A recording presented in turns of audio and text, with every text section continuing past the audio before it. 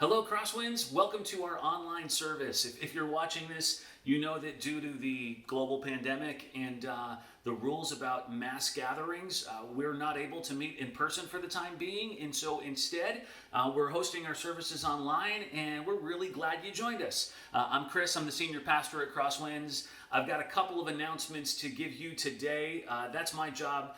Bear with me, and the service will start in just a second. The first announcement has to do with care and letting us care for you. Some of you know, not too long ago, we started a care ministry at CrossWinds, and there could not be a better time to start that in light of what's happening right now. We know that while the vast majority of people are not going to get sick during this time, we'll definitely have some in our church who do, and who have other things going on that make it really difficult to get out of the house. Maybe just because they're at risk or whatever. And if that's you, we want you to let us know that you're out there so we can be caring for you and mobilizing our church to action in your life. The way to let us know is by emailing us, and here's the email address. It's real simple: care@crosswindschurch.org, care@crosswindschurch.org. Now, the question comes up, who is the care team? And what I will tell you is, in a time like this, it's all the rest of us. We know that you are home sheltering in place, and maybe you have a little bit less to do than you did before.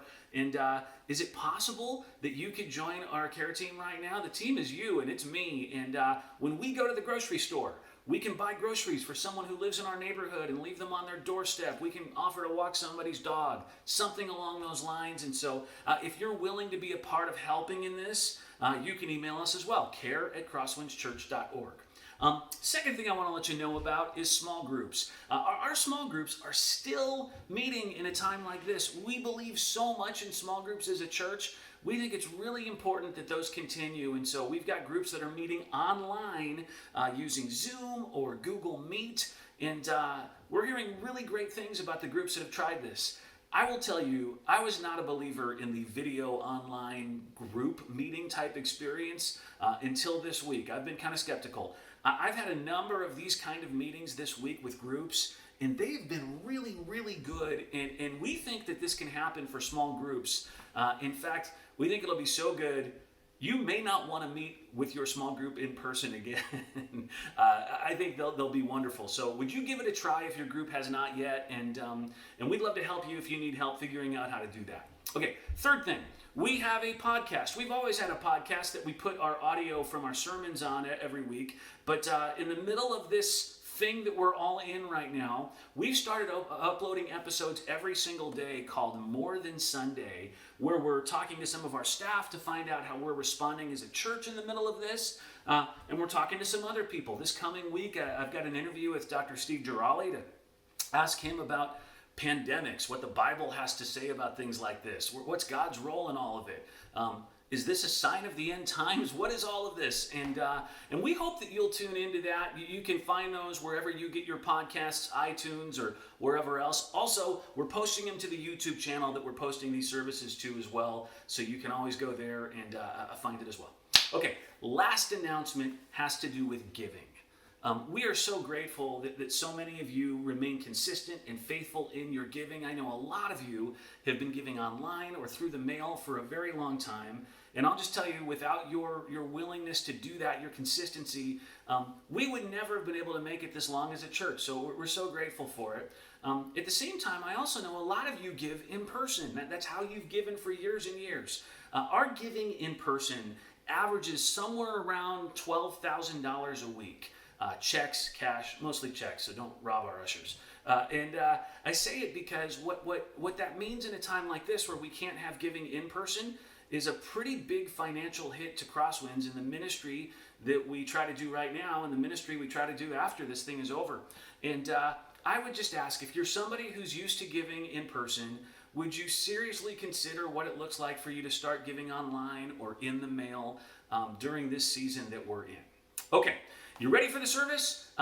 You are not ready if you don't have food. I sent an email this week on Wednesday. We also posted a podcast, an interview Jodie and I did, telling you, you are going to need to have a meal ready by the end of this service for what we're going to do in the service. And when I say meal, that could mean a lot of things. If you're watching this in the morning, it might mean breakfast. You might have bacon and eggs and pancakes ready to go for right when this is over.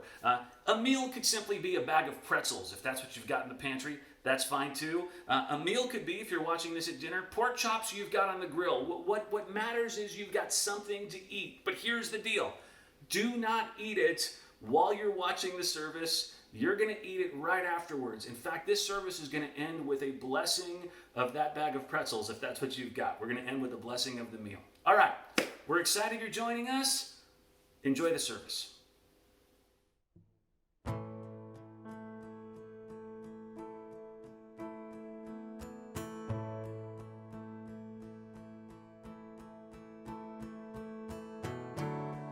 The dark tried to hide you and steal you away.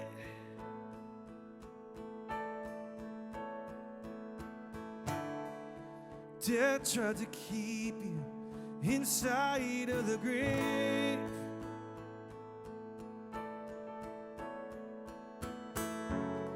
The enemy fought you. He tried, but he lost.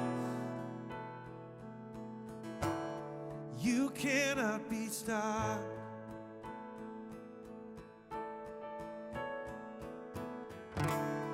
When we cried for freedom, you tore down the walls.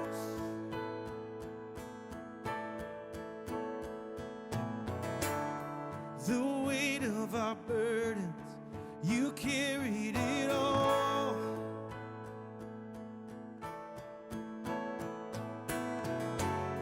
Our fears and our failures hang dead on the cross.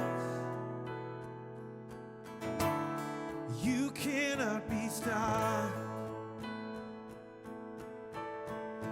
Mover of mountains, breaker of chains, Jesus has triumphed over the grave. Sing hallelujah, the battle is won. Nothing can stand against our God. We stand on your victory. We shout out your praise.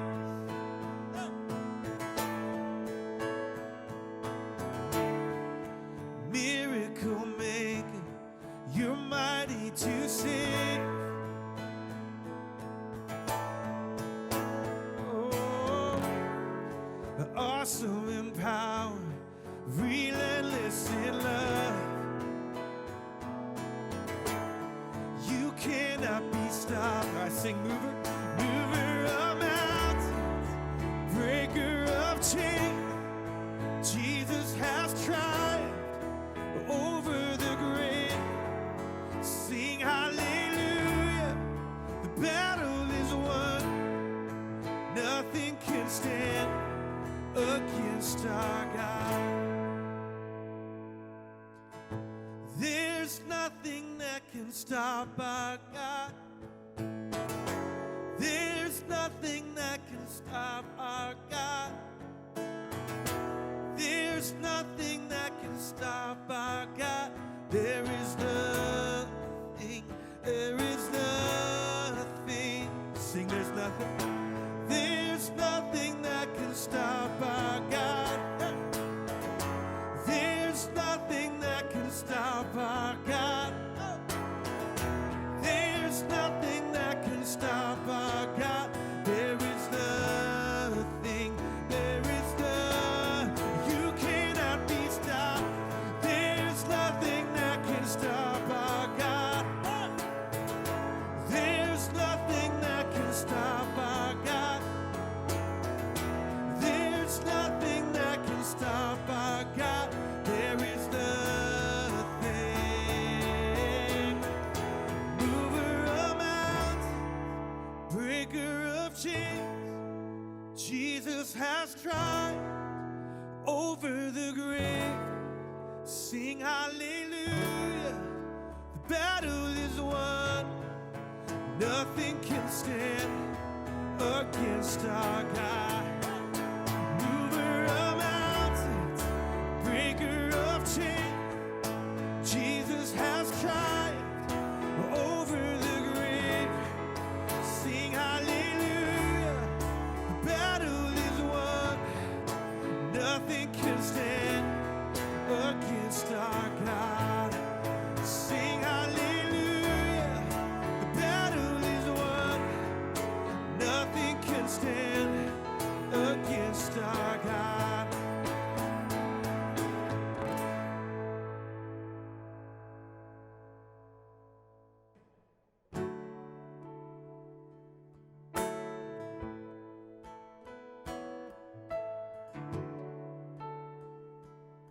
All right, I sing praises. I sing praises to your name. Praises to your name. The name that's so much higher than all names.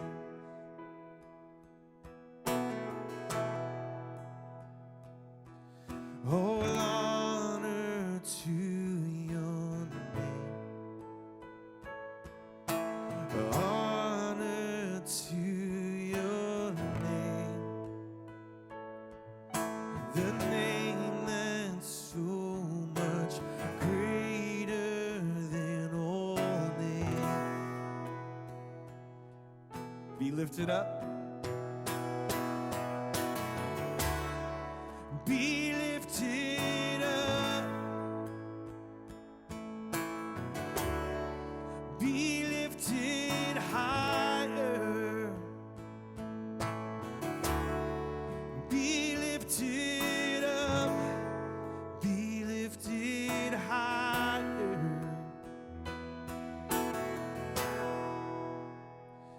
And I sing praises to your name.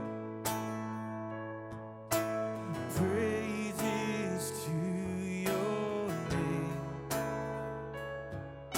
The name that's so much higher than all names. All honor to your name. Oh, honor to your name. The name that's so much greater than all names. Yeah. Be lifted up. Be lifted higher. Oh, be lifted up. Be lifted higher. Oh, be lifted up. Be lifted higher. Yeah. Be lifted up. Be lifted higher. Sing your name is life. Sing it loud. Your name is life. Your name is hope inside me. It's hope inside me.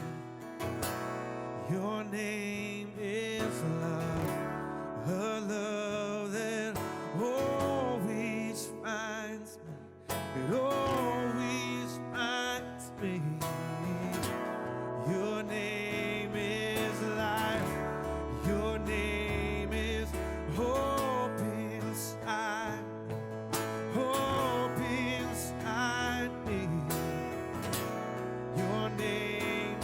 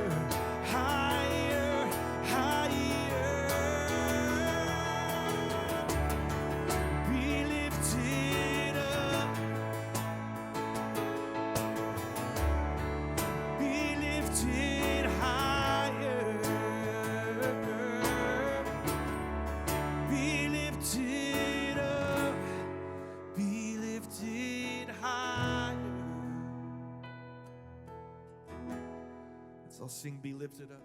Sing it loud. Be lifted up. Be lifted higher. Be lifted up. Be lifted higher. I want you to sing this out where we are right now. Sing, be lifted up. Be lifted up. No matter what's happening, God. Be lifted higher. Be lifted up.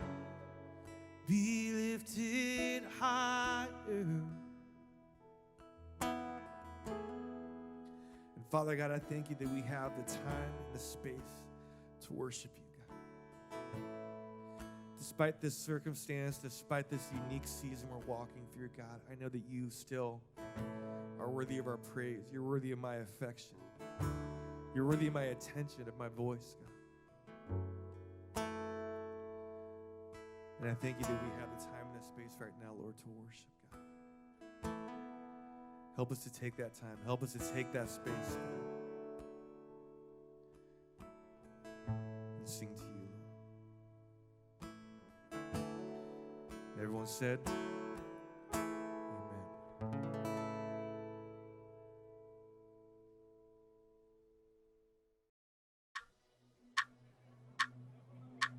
Work, eat, sleep, work, work, sleep, work, drive, eat, sleep, work, work, play, eat, sleep, work, eat, watch, work, drive, watch, eat, work, talk, talk, talk, talk, talk, work, watch, eat, work, sleep, work, sleep, work, sleep, work, sleep, work, sleep, work, watch, play, sleep, eat, work, sleep, eat, work, play, eat, work, watch, sleep, work, sleep, work, sleep, work, sleep, work.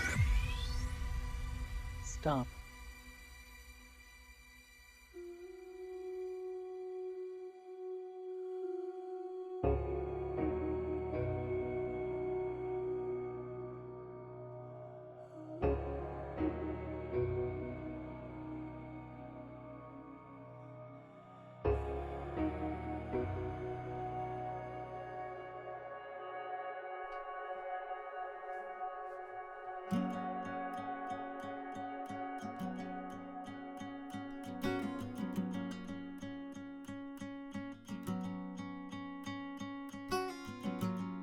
Just another day in paradise as you stumble to your bed. You give anything to silence those voices ringing in your head.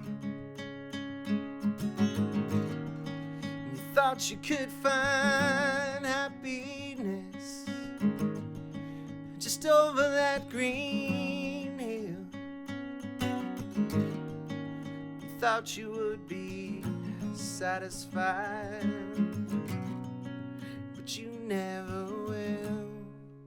Learn to be still.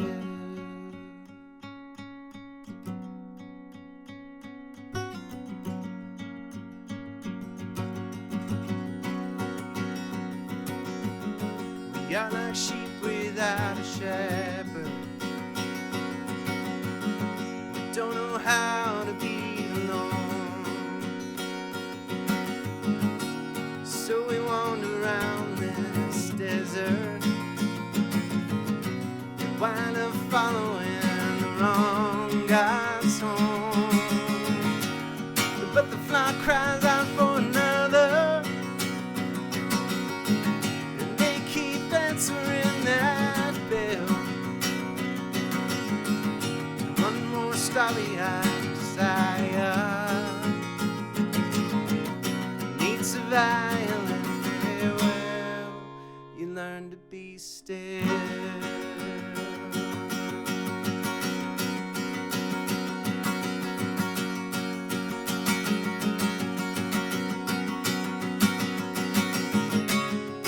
Now the flowers in your garden, they don't smell so sweet, so sweet. Maybe you forgot it. The heaven lying at your feet.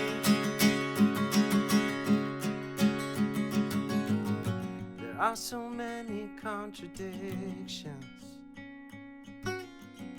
in all these messages we send. We keep asking, well, how do I get out of here?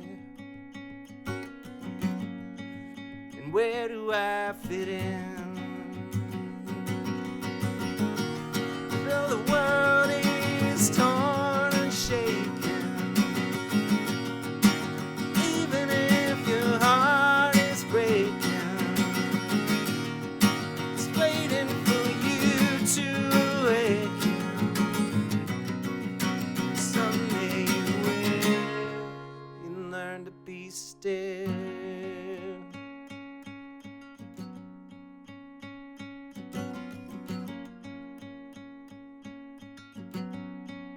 Learn to be still.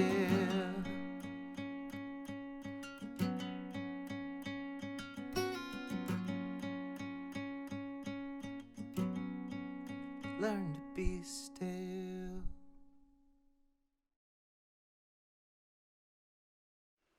Well, hey, CrossWinds, welcome to week 2 of our online services and welcome to week 2 of Fermata. I want to start this week by introducing you to someone who has been in the news recently. He is a guy named Joey Chestnut. Joey is a competitive eater and belongs to something called the MLE, which stands for Major League Eating. He has won the Nathan's Hot Dog Eating Championship 9 times and holds 46 world records for speed eating. And he is considered to be the greatest eater in history.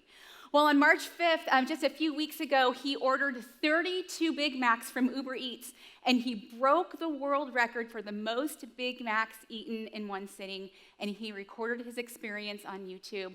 I want you to check this out. Hey everybody, Joey Chestnut here. I'm obviously going for the Big Mac record.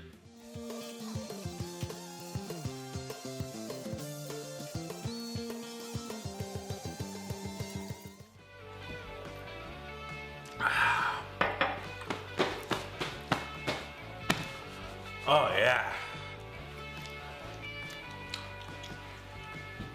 Oh my god, that was like 38 minutes, 15 seconds. That was a lot. 32 Big Macs in 38 minutes and 15 seconds. That is equivalent to 15.36 pounds of beef and 18,016 calories. And did you see how miserable he looked afterwards? Just the sweat pouring off of his face. He could barely talk as the food coma set in. This was just unreal as I watched this last week. But I just kept thinking as I was watching this, I watched it several times. I thought, who would do this to themselves? I mean, personally, I would never do that. I would never approach food that way. And then this image popped into my mind. Just last week, I was on my way to pick up my boys from school, and I plowed through the El Pollo Loco drive-thru, and I got a BRC burrito, chips and guacamole, and a Diet Coke. And when I am hungry, I have this thing that I do. After I get my food, I pull forward to get out of the way, and I do something called setting up shop. I get ready to eat and drive. And so here's what I do. I open the burrito about a halfway, and I put it in my driving hand so I can grasp the burrito and the steering wheel at the same time. I put the guac in the drink holder, and then I balance the chips in my lap. And this strategy allows me to drive with the burrito in one hand and then have the other hand free just to kind of dip chips in the guac as I drive. It's the perfect setup, really. But when I get bored of the chips, I still have that hand free to get my drink, which is in the other drink holder, so I can have a sip of something before I resume with the solids, okay? It is a perfect strategy. The kicker is, I have exactly 8 minutes. It's 8 minutes from El Pollo Loco to my kids' school, which means I have exactly 8 minutes to eat, drive, and throw away the bags before my kids get in the car. This is something I have done 100 times. It is part of my life rhythm. But the thought occurred to me this week. I am really no different than Joey Chestnut. I am just as much of a speed eater as he is. The only difference is that Joey has adopted it as a sport, but I have adopted it as a lifestyle. Speed eating is how I live, and I think to an extent it is how we all live. I think if there are two words that kind of characterize our approach to food these days, they are speed and efficiency, right? We eat at our desks while working. We eat while standing up because we don't have time to sit. My kids will eat a bag of bacon on the way to school, and they will call it breakfast. And I cannot tell you how many times I've looked over and seen someone doing exactly what I have done a million times, hands on the wheel while taking a huge bite of a sandwich or a burrito, and I know that you have seen it too, and maybe it's actually been you a time or two, right? We fit food in everywhere and in any way that we can. But here's the problem with this. I think that anytime we speed through our food, we turn it into something it was never intended to be. Whether we're racing through lunch to get to the next meeting or we're inhaling a cheeseburger just because we're starving, what you need to know this week is that God had something very different in mind when he gave us food to eat. He meant for it to be a pause. Well, last week we introduced this series that we're doing called Fermata. And this idea of Fermata, it's all about pausing. And I love what Andrea said last week in the video with our string trio. She said that Fermata means stay here longer. Pause or hold what you are doing and just sit in it, because God might have something for you in the pause. Well, this whole crazy fermata that we have been forced into with the coronavirus, it's caused me to consider that maybe God actually has something significant for us, even in something as simple as our food. And if we can just slow down long enough, we might be able to connect with God in some really unexpected ways. I want to show you something in the Bible that seems to hint at how we're supposed to approach our food, and this approach actually comes from God himself. Let me read to you something out of Deuteronomy chapter 14, verse 21. Here's what it says. It says, "Do not eat anything you find already dead. You may give it to the foreigner residing in any of your towns, and they may eat it, or you may sell it to any other foreigner, but you are a people holy to the Lord your God. Do not cook a young goat in its mother's milk."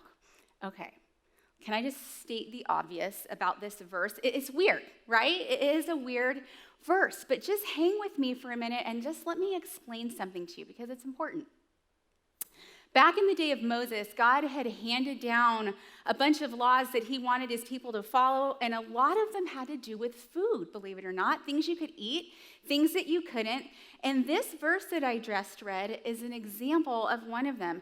Actually, many of these food laws that were put in place back then, they're still in place today. Many people of the Jewish faith still practice them, and they are referred to as kosher food laws, or what we call keeping kosher, okay? But let me explain this particular law to you. It's pretty simple. The key is in the phrase, "Do not cook a young goat in its mother's milk." Now, I think that we would all agree that milk is a thing that gives a baby life, right? And so milk would also be a thing that gives a young goat life. It nourishes it and it helps it grow. Well, if that is true, then it was seen as cruel and insensitive to cook a goat, a young goat, in the very thing that was supposed to give it life. And so the Jewish community saw that, look, we're not going to put something that represents life and death in the same pot. Those things don't go together. And so the Jewish culture basically banned mixing these two ingredients. So milk and dairy would never be found together with meat, okay? You do not mix milk with meat ever, okay? And so practically speaking, when you would plan your meal, you could choose the cheese or you could choose the burger, but you can't have a cheeseburger. You could not order a double-double back then, not allowed, okay? So understanding this law was pretty simple, but oh my gosh, living out this law, it was a different story. It was so complicated. Because not only could they not cook meat and dairy together or even eat them together, but they had to make sure that whatever was on their plate never came in contact with dairy or meat at the same time prior to it ending up on the plate. And so think about it. How, would you even begin to know if your food was clean or not? How do you know that the meal you're eating hasn't been contaminated at some point? How would you know? And so in order to make sure their food was clean, there were more and more laws on how to butcher animals appropriately and how to use utensils, what kind of utensils to use so you don't contaminate the food you're preparing. There were hundreds of food laws based on just this one law. All kinds of things they had to do to pay attention as they approached their food. And it wasn't for just one meal a day, it was for every meal of the day. And so I just want to stop and ask you, can you imagine the time and attention they had to put into their food? There were no fast food restaurants back then, no drive-thrus, there was no Grubhub. Can you imagine? No DoorDash or Uber Eats. There were no grocery stores like we have now where you can go into the kosher food section and just pick something off of the shelf. There might have been a kebab guy on the corner who was selling meat on a stick and flatbread, but for the most part, here's the thing. They were responsible for approaching their food with intention. They had to study it. They had to know it. They had to know the history of it, where it came from, how it was butchered, what utensils were used to prepare it. Their food took so much work because there was absolutely no way at all you could keep kosher without paying attention. So let me just time out for a minute. I love to cook, and honestly, I consider myself to be a foodie. On our podcast this past week, I mentioned that my mom had a restaurant when I was growing up, and it was a restaurant that I worked in, and that when I was in high school, she went to culinary school. So I have been around food and appreciating food my whole life. It is definitely a part of my story. But even this seems a little off the chart to me because so much work went into what they ate. And so when I read things like this, when things seem so extreme, I always stop and ask why. Why in the world would God do this? Why put these food laws into place? They seem so time-consuming, and quite frankly, they seem a little bit unnecessary. But here's the thing I have come to learn and appreciate about what these food laws do. They slow you down and they make you pause. And I really wonder if these food laws don't remind us that in our fast food, speed-eating world, that we have lost God's original intention for what food is supposed to be. We have lost the art of pausing, and the lost art of pausing is tragic. Because what we learned last week is that God has something for us in the pause. And if that is true, then we are totally missing out on some of the things that God has for us. As Chris and I were talking about this week's topic of food, I had this huge internal struggle going on. I kept thinking, in light of all that is happening in our world right now, doesn't it seem too simple, too easy to give a message about food? Shouldn't we be doing something more? Shouldn't we talk about something deeper? And then I sensed that God was kind of just nudging me, saying, Jodie, you know what?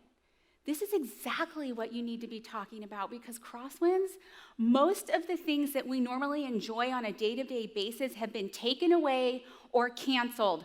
The Warriors aren't playing, movie theaters and bars are closed, the outlet mall is deserted, and Rock and Jump and Lost World are completely shut down, okay?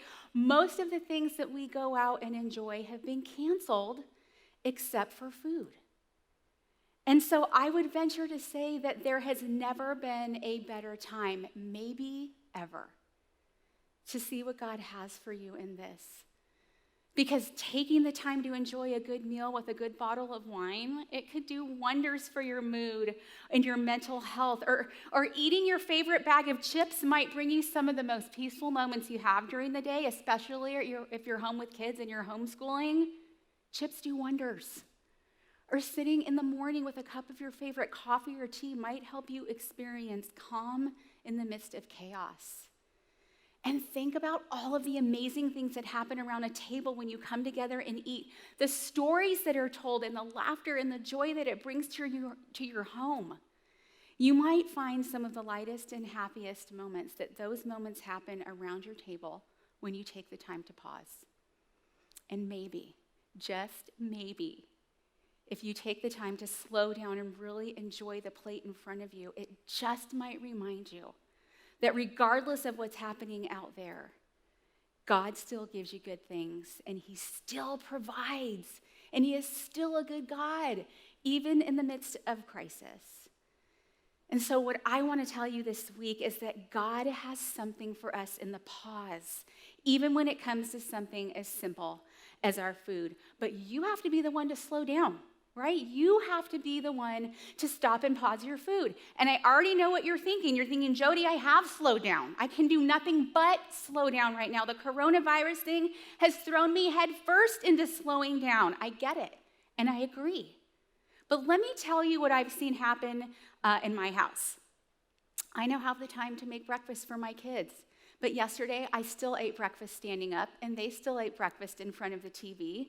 For lunch, I microwaved Uncle U's, took 2 minutes, and it took all of 30 seconds for them to inhale it. And even when I made the most awesome chicken casserole recipe that I found on Pinterest, I still had to fight to keep my family at the table longer than 10 minutes. And so, CrossWinds, even now when we have the ultimate excuse to slow down, I still think that we end up speed eating through our day, and I think we could use a little help. And so here's what I want to suggest. What if at your very next meal you commit to doing 4 things, just 4 simple things that will help you stop and pause your food? That's what I'm going to call it. Stop and pause your food. 4 things that will help you slow down and enjoy the food that's in front of you. If you listened to our podcast this week, you know that we asked you to get some food ready for after listening to this message. It could be, again, your favorite bag of chips, bag of Cheetos, a pizza you ordered maybe from Pachi's, or you might have even taken some time to prepare your favorite meal. You can eat whatever you want, but it needs to be something that you really like and enjoy, okay? So get ready to get that food. But first, let me tell you what you're going to do with it. I want to explain the 4 steps, and after I explain them, we're going to put them on the screen. Take a picture of the screen so that when I am all done, you can stop the video and you can begin to eat using the steps I give you, okay? So here's the first thing I want you to do when you get your plate. The first thing I want you to do is I want you to notice. Just take in your food with your eyes. Notice the colors, the textures, the shapes. Is your food cheesy and gooey? Or does it have a crunchy crust? Does it have a silky sauce that you want to suck up with a straw? Isn't it amazing that we get to gaze upon perfectly thick cut bacon with caramelized edges, so perfectly fried that you know just by looking at it that when you bite into it, it's going to be crunchy on the outside and chewy on the inside with enough salty grease on it that you just want to lick it off? Isn't it amazing that your eyes can see that? Well, God gave you that. God gave you that gift. So take some time to notice your food. The second thing I want you to do is take one huge inhale. Take in the fragrance of your food. Imagine that you are being nourished by just the smell. What do you smell? Is it savory and earthy, or is it sweet and pungent? Isn't it amazing that we get to smell things like fresh baked bread with melted Kerrygold butter on it, or inhale the magical aroma of perfectly smoked pulled pork? You know, that kind of smell that just lingers on your clothes for 3 days after you've been to a barbecue restaurant? You know what? God gave you that too. God gave you the senses to smell. So just take a moment and inhale, smell your food. And then after you've done those 2 things, I want you to take a minute. I want you to savor. Savor, that's the third thing. Pick something on your plate and take a bite, but don't start chewing right away. I want you to eat like a wine connoisseur tastes wine, okay? Roll the bite around in your mouth a little bit. What flavors do you detect? What are you tasting? What is the mouthfeel of your food? Okay, and once you've identified the flavors and rolled it around a little bit, then start to chew, but chew it slowly.